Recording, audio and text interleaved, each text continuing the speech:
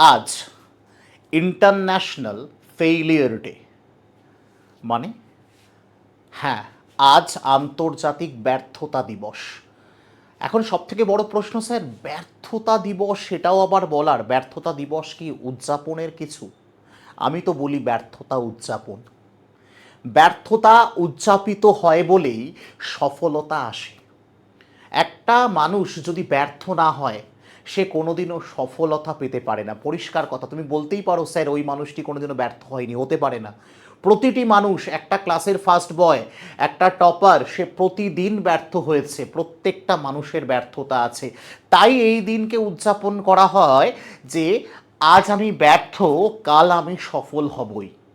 কারণ ওই একটা কথা আমরা বারবার শুনি, ওই যে হার কে জিতনে ওয়ালে কো বাজিগর कहते। তার মানে না হারতে শিখলে কখনো জিততে পারবো না।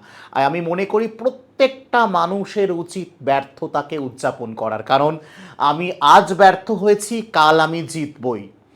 কিন্তু লড়াইয়ের মঞ্চ ছাড়লে সেই ব্যর্থতা, সেটা ব্যর্থতা না, সেটা ডিলিট হয়ে যাওয়া, সেটা হারিয়ে যাওয়া। তাই প্রতিদিন ব্যর্থ হলেই সফলতার স্বাদ আমরা পাবো।